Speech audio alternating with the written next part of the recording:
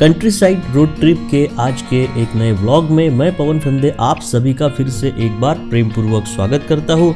आज जो हम एक एक्सप्लोर करने वाले हैं वो है हमारे कोराडी, जो कि भारत के महाराष्ट्र राज्य के नागपुर जिले का एक गांव है।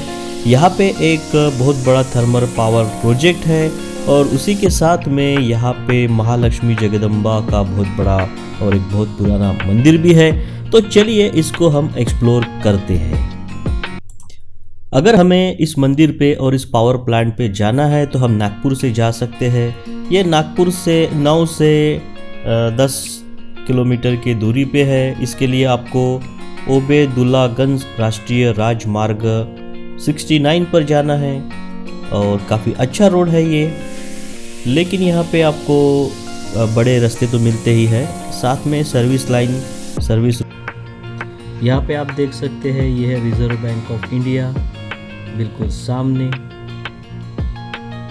यहाँ से हमें बिल्कुल सीधा जाना होगा।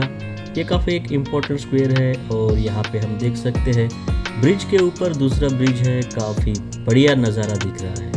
अमेजिंग रोड कंस्ट्रक्शन है गाइस, अमेजिंग। अभी यहाँ से आप देख सकते हैं कितनी बड़ी बड़ी बिल्डिंग्स हैं। यहाँ पे देखिए हमें ब्रिज के ऊपर ही से जाना होगा और ट्रैफिक यहाँ पे कम मिलती है। लेकिन देखिए ब्रिज के ऊपर हम ट्रैवल कर रहे हैं, फिर भी ट्रैफिक बहुत ज़्यादा है और काफ़ी रफ्तार से लोग गाड़ियाँ भी चला रहे हैं। यहाँ पे देखिए एक बहुत बड़ा मंदिर और ये देखिए ट्रिपल सीट लोग जा रहे हैं।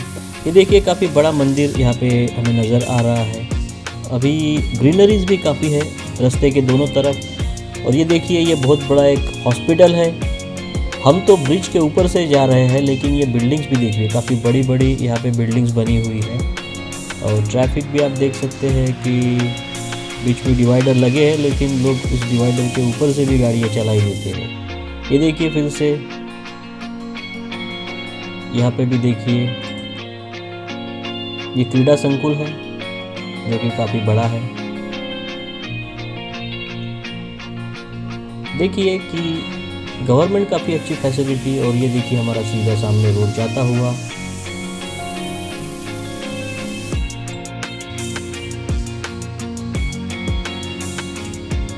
ये भी एक काफ़ी बढ़िया रोड है। इस रोड से हम हमारे डेस्टिनेशन तक पहुंच जाएंगे। यहाँ पे देखिए ये कितना बड़ा एक स्ट्रक्चर है, काफ़ी बढ़िया यहाँ पे रोड कंस्ट्रक्शन हुए हैं। और अगर आप कभी नागपुर को आए तो हमेशा यहाँ पे आपको जाना चाहिए। काफ़ी इंटरेस्टिंग रोड है। देखिए डिवाइडर दोनों तरफ से रखे हैं, यहाँ से भी और उधर से भी। यहाँ से देखिए जो हमें एक्सप्लोर करना है यहाँ पे नज़र आ रहा है हमें।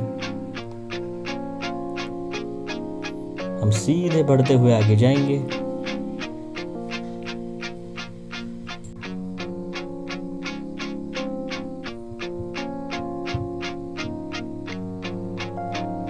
देखिए लोग यहाँ पे एक दूसरे को ओवरटेक करने के लिए बिल्कुल रास्ता नहीं देते। देखिए ये बिल्कुल बीच से गाड़ी चला रहे हैं।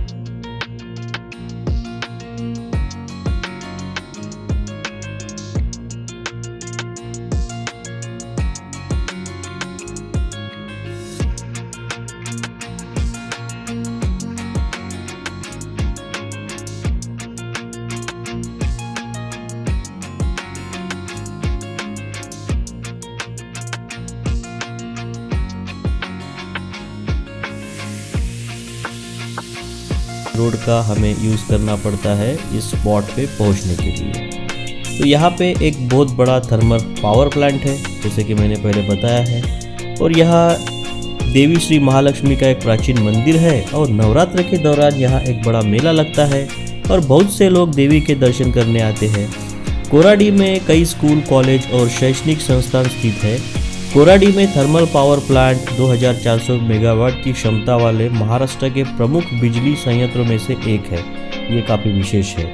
और राजनीति में राज्य की अग्रणी हस्ती और महाराष्ट्र के पूर्व ऊर्जा मंत्री श्री चंद्रशेखर जी बावनकुळे इस कोराडी के ही रहने वाले हैं। काफ़ी गरीब और काफ़ी एक आम इंसान थे वो, लेकिन पॉलिटिक्स उन्होंने ज्वाइन किया, लोगों की सेवा की और काफ़ी बड़े बन गए। तो चलिए, ये तो था हमारा एक जनरल इंफॉर्मेशन कि आज हम जाने और करने क्या वाले हैं।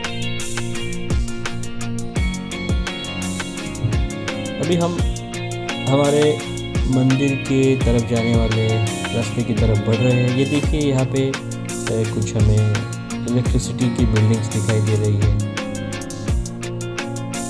कुछ यहाँ पे वर्क चलता है पावर के रिलेटेड। आप देख सकते हैं यहाँ पे ये चिमनी। यहाँ पे एक रास्ता है जो कि हमारे मंदिर की तरफ जाने वाला है। अभी हमें यहाँ से लेफ्ट हैंड साइड की तरफ गाड़ी को लेना पड़ेगा। ये यहाँ पे एक बहुत बड़ी पार्किंग है और जब भी यहाँ पे भीड़ ज़्यादा होती है तो लोग यहीं पे ट्रैवल करते हैं। यहाँ पे हमें पार्किंग कटाना पड़ेगा। 30 रुपये यहाँ पे हमें पेड करने होते हैं, मतलब 30 रुपये का ये पार्किंग है। आप देख सकते हैं यहाँ पे देखिए लेफ्ट हैंड साइड की तरफ आपको ये शॉप्स दिख रहे हैं। पहले तो कहीं और से रास्ता था मंदिर की तरफ जाने वाला, लेकिन अभी यहाँ से आपको सबसे पहले आपकी कार यहाँ पे पार्क करनी पड़ती है। और यहाँ पे कुछ छोटे मोटे आपको शॉप्स दिख रहे हैं। यहाँ पे फूल और कुछ अलग तरीके के जो सामान, जैसे कि चढ़ावा है, ओढ़नी है, तो कुछ लोग मन्नत मांगते हैं, कुछ लोग ओटी भरते हैं, तो वो पूरा सामान आप यहाँ से खरीद सकते हैं। तो देखिए, यहाँ पे पहले तो आपको रेट ज़्यादा बताएंगे, लेकिन आपको यहाँ पे थोड़ा सा निगोशिएट करना होगा। यहाँ पे हम हमारी गाड़ी खड़ी कर देंगे अभी।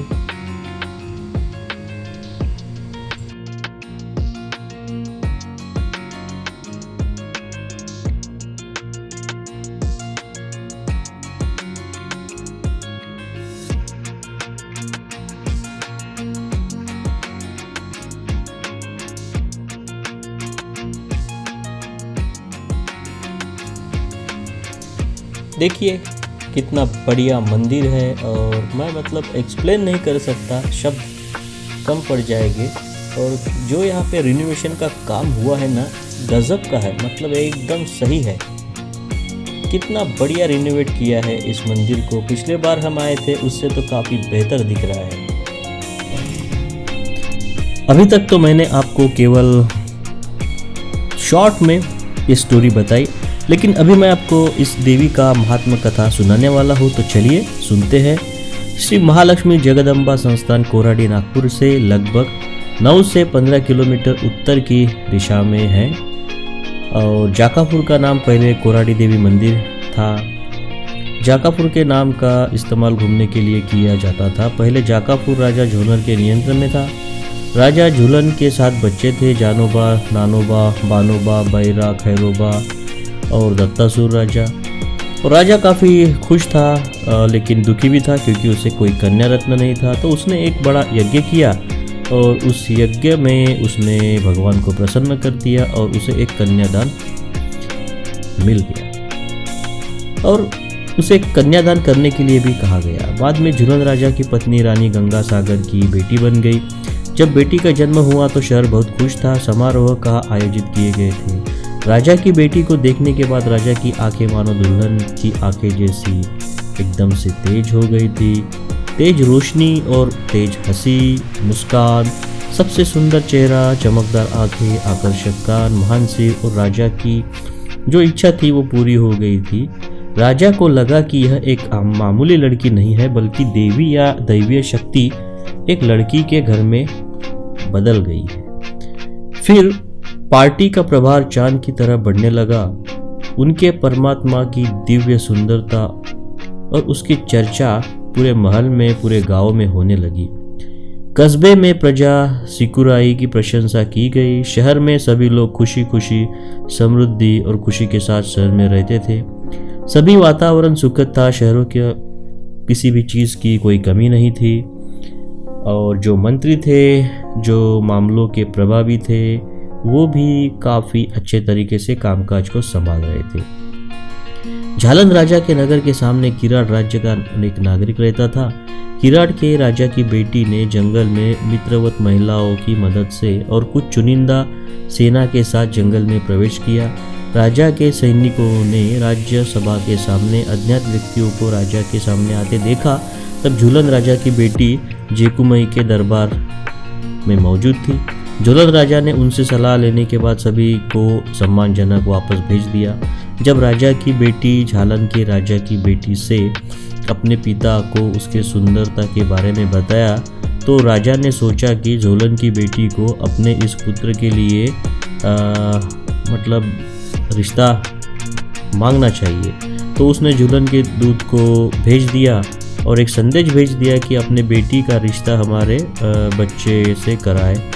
लेकिन जो राजा थे तो उस प्रस्ताव को वो उन्हें अच्छा नहीं लगा, तो उन्होंने अस्वीकार कर दिया। बाद में राजा नाराज हो गया और उन्होंने एक प्रस्ताव भेज दिया कि अगर आपको ये रिश्ता मंजूर नहीं है तो आप युद्ध पोते भेजें या हमारी मांगे को स्वीकार करें, युद्ध करें। राज्यसभा में राजकुमारी जामुआई अपने पिता के साथ मौजूद थी। तो प्रस्ताव को सुनने के बाद राज्यसभा में जाकुमाई उन्होंने देवदूतों को बताया कि कोराडी और सुदर देवी युद्ध के लिए तैयार है। उस समय झूलन राजा जाकुमाई को देखती रही, लेकिन जोनल को राजा के लिए जाना जाता है। मेरी बेटी एक लड़की नहीं बल्कि एक भाग्य है।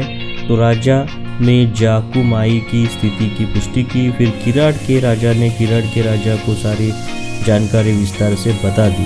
फैसले के मुताबिक युद्ध के दिन तय है और उस दिन युद्ध होना ही है, ऐसा सभी ने निर्णय ले लिया। तो झूलन राजा की सेनापति राजवाड़े के सामने सभी बख्तरबंद घोड़े, रथों, पालकी और सभी सेना की मदद करने के लिए तैयार थे। जाकुमाई ने झूलन राजा की एक झलक ली और अपने पिता द्वारा गंगा सागर का आशीर्वाद लेने के लिए साथ ही अपने भाई के साथ वहाँ पे चली गई। मैं जाकुमाई हाथी पर सवार होकर हाथी पर अपने हाथ में त्रिशूल, डमरू, तलवार, धनुष आदि लेकर सवार हुआ हूँ और उसने पलटन को कुचल दिया। मैं जाकुमाई ने और उनकी सारी सेना के सामने था।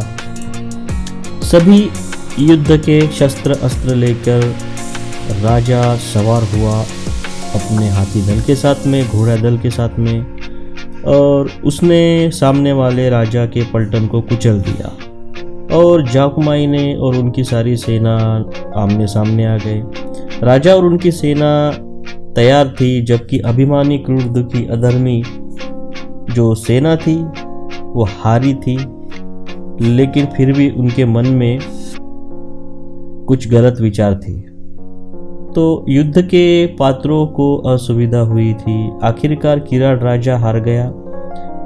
राजा माता के चरणों में वंदन कर रहा था और दया का पात्र बनने की कोशिश कर रहा था। उसी वक्त किराट राजा ने सामने वाले राज्य को जीवन दान दे दिया और आदेश दिया कि माँ ने ऐसा किया है कि आप शहर में किसी के साथ अन्याय न करें, इस तरीके से कहा है। और अब उसने अपनी प्रजा पर अत्याचार न करने की एक सौगंध खा ली। राजा अपने शहर वापस चला गया, लेकिन जमुआई में लौट आया क्योंकि जमुआई दिव्य थी। अपने काम के लिए अवतार लेने वाले राजा और राजा की सजा के बाद उसने पूरी सेना और सेनापति को वापस झूलन के दरबार में भेजा, ताकि वह स्थान जहाँ सूरज ढल जाए। फिर माँ वैसे ही बाहर आ गई। सूर्यास्त के बाद वह स्थान है जहाँ जोधपुर स्थित है। शक्तिपीठ एकमात्र स्थान है जिसके बाद माता के भाई दत्तासुर माता के दर्शन के लिए आ रहे थे। जैसे ही सूरज डूबता है वह पहाड़ी पर जाता है। यह एक वास्तविकता बन गई है। आज यह क्षेत्र दत्तासुर के नाम से प्रसिद्ध है। उनकी माँ के साथ 3 भाई भी थे। वे अपनी माँ के बगल में बैठ गए। यह स्थान जागपुर है। जातक शक्ति पीठ चैत्र और अश्विन वर्ष में 2 बार जुट भरते हैं। अब भी 3 प्रकार की माताओं के रूप में भक्त यहाँ पे आते हैं। सुबह दुल्हन के रूप में युवाओं में और शाम को दिन के बीच में माँ के रूप में।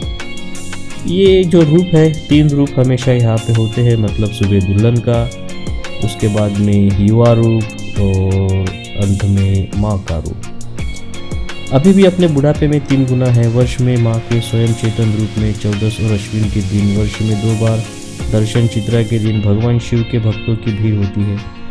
देवी दुर्गा पूजा की पूजा के समय जबरदस्त भीड़ होती है। फूलझरे परिवार द्वारा इस सेवा का मूल्य फूलझरे परिवार द्वारा किया जाता है। देवी और पीढ़ी की देवी और प्रासंगिक सबूत की कहानी पक्ष परिवार की है। मूर्ख परिवार के पास अभी भी देवी की कहानी और प्रासंगिक साक्ष्य है। बगल के क्षेत्र का हिस्सा भी ट्रंक के दूसरी तरफ है।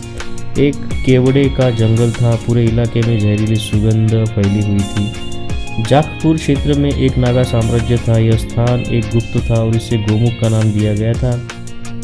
ठंडे पानी की एक प्राकृतिक धारा है जो गुप्त झरना है।